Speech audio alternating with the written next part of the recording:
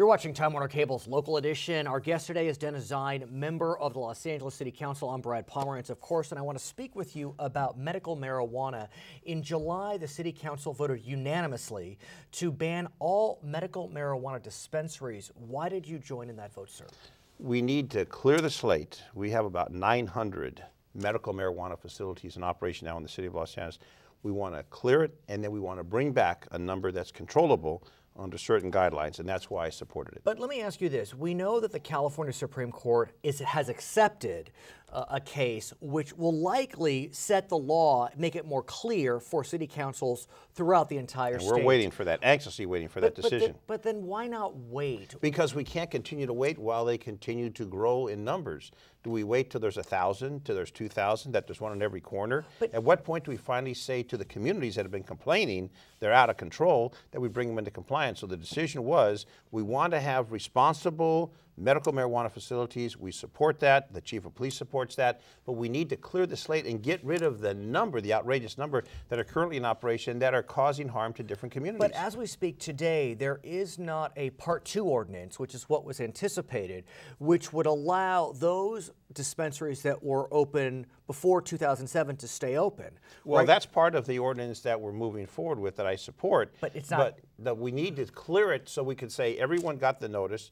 You must close, and now they're taking legal action against us. Every time we go right, they go left, left, right. We need to come up with an ordinance that is enforceable, and until the Supreme Court in California makes their decision, we're going to sit in the stage of floating back and forth. It's not fair to the medical marijuana patients. It's not fair to the communities. We need to have some stability, and until that point, we keep going through this cycle. But why force a business to close? Because they're out of control, because they're not in compliance. But the ones that you intend to allow to stay open, that number will be maybe 100 or less. Then you've got 900 pushing to 1,000. At what point do we finally say these don't qualify? These are only in the operation of making money. Medical marijuana is not supposed to be making money. Compassionate Use Act, 1996, California voters. Nonprofit. If you have 3 or more in a collective, you can do that. We're not saying you can't grow it if you've got a recommendation from the doctor, but we need to have guidelines. And the fact of the matter is there's many that are established storefront operations that are causing harm in the communities. Look, I hear you. It's incredibly frustrating. And it's out of control. But again, I go back to the issue that the intent is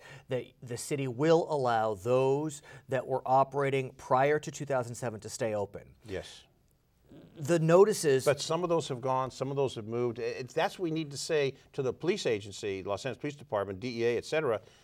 Everyone is being shut down, and then we'll come back. And it'll be a short period of time until we can bring those back that will be organized and regulated. But these are businesses. They're businesses running outside the law. They're running outside the law. That's the problem, and you've got to enforce the law or let the law be ignored. Pre-moratorium ones are not operating outside the law. Well, it depends on your interpretation, the court interpretation. Again, until the California Supreme Court rules, the Court of Appeals has ruled it said our ordinance is valid. Now we're waiting for the California Supreme Court ruling, which hopefully will come down to say these are the guidelines, and then we move with those guidelines. At the same time, in 2010, the voters passed Measure M, which placed a tax on medical marijuana clinics, and 233 have been paying, given the city about $2.5 million. What about the rest of them? Agree, but if you close those clinics, there's going to be a bigger hole in the deficit of the city of Los Angeles. Well, there's also the enforcement that we're doing, the complaints from the neighborhoods, the neighborhood councils, and the charitable groups, and the nonprofit groups, and the chambers of commerce. So there's a tremendous amount of complaints. You know, when you look at the investment that we're doing to try and get compliance, it's a net loss. It's just basically out of control. It's like a forest fire. We need to bring it into compliance, and once it's into compliance, we'll make the recommendations, have an ordinance that will work for everyone. So if you've got a recommendation, you can get it, and you won't have to worry about the place closing. And if you're a business, you can run within the boundaries of the law and not outside the law. He's Dennis Zine. I'm Brad Palmer. Thanks for watching Time Warner Cable's Local Edition.